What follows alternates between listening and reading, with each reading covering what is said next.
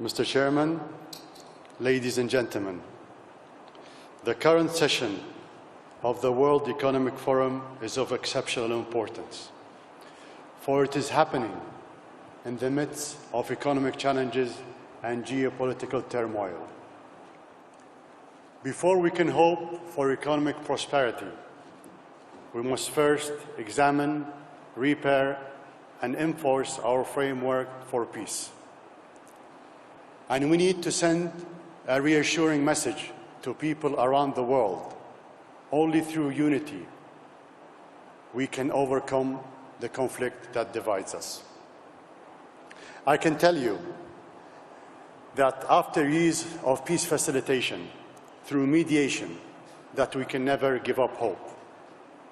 We should never give up trying to bring parties together, as long as we believe our efforts could save even a single life. Our attempts to mediate will be worth it. Our united efforts need to be based on principles already agreed on in the Charter of the United Nations, international law, and respecting each other's sovereignty. In recent decades, we have witnessed the marginalization of the role of the United Nations, the transgression of the rule of law in international relations, and the breakdown of basic respect for one another's independence. Solving dispute through aggression is on the rise, and it has reached one of its worst peaks in the war here in Europe. We are in touch with all parties concerned in the Ukrainian crisis, and I am ready to contribute to every international and regional effort to find an immediate peaceful solution to the conflict between the Russian Federation and Ukraine. Qatar firmly rejects the aggression of the sovereignty of states and any act that would constitute a violation of international law. We stand in solidarity with the millions of innocent refugees who are victims of this European war, and with the victims of all other wars taking place right now, victims of every race, nationality, and religion.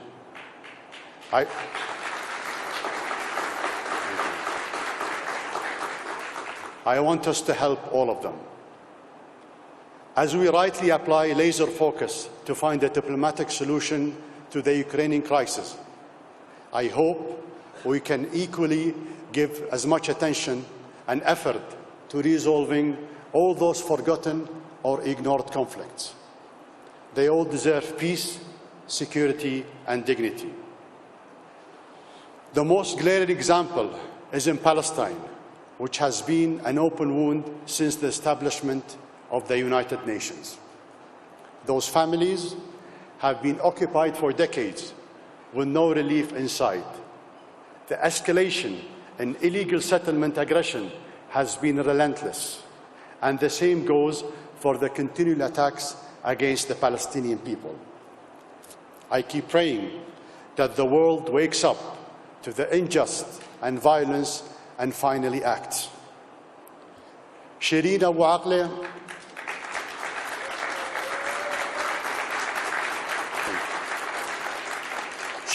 Akleh, a Christian Palestinian American journalist, was killed 2 weeks ago in Palestine and then robbed of a dignified burial.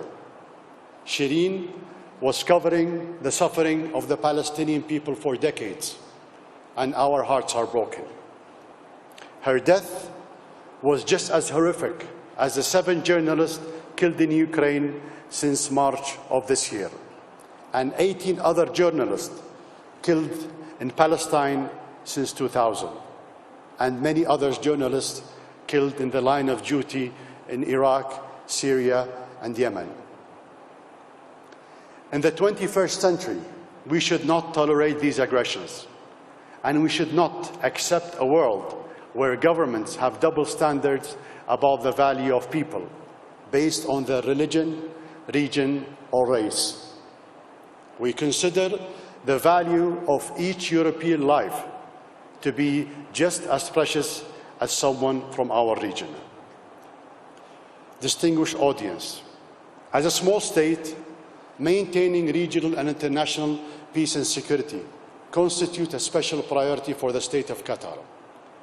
We work tirelessly to help manage, solve, mitigate conflicts, including our ongoing efforts in Afghanistan.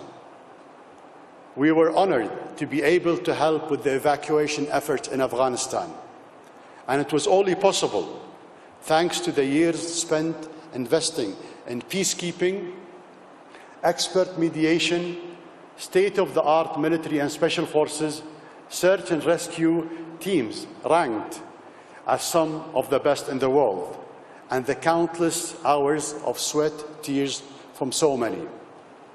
All those years of investment, training, building strategic partnership paid off. At a time when we were needed to step in and rescue people, I'm so grateful for all your sacrifices. My friends, I also consider protecting the environment to be a responsibility for all of us.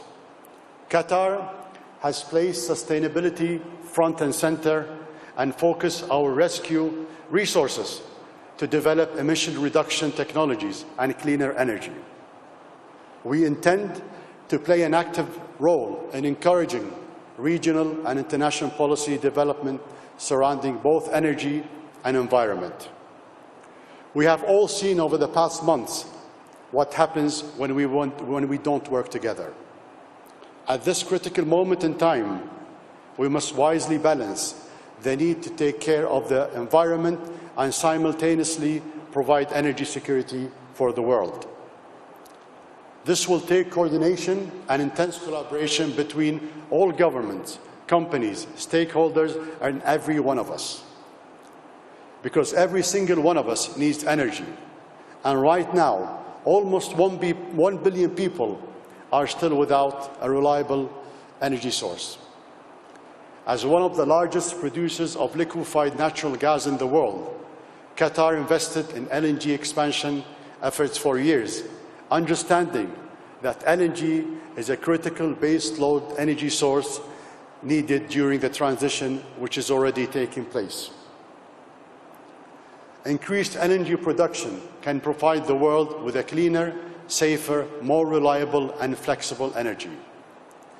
Achieving global energy security will lead to market stability and reduce the economic effects of the current energy crisis. Ladies and gentlemen, as most of you know, for the first time in the Middle East, Qatar will be hosting the FIFA World Cup the end of this year. We are working hard so this major sport event can allow our entire region the chance to host the world. For decades now, the Middle East has suffered from discrimination. And I have found out that such discrimination is largely based on people not knowing us and in some cases refusing to get to know us. Even today, there are still people who cannot accept the idea that an Arab Muslim country would host a tournament like the World Cup.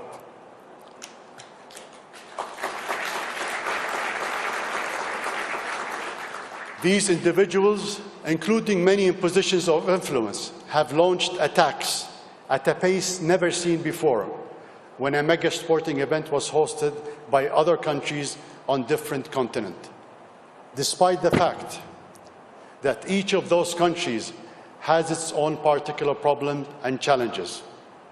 Qatar is just like your own country, not perfect, constantly trying to improve and full of hope for a brighter future. We are so proud of the development, reform and progress we have made, and we are grateful for the spotlight that the World Cup provided, which inspired us to make these changes at a lightning speed. I assure everyone listening that this edition of the World Cup will be a special one.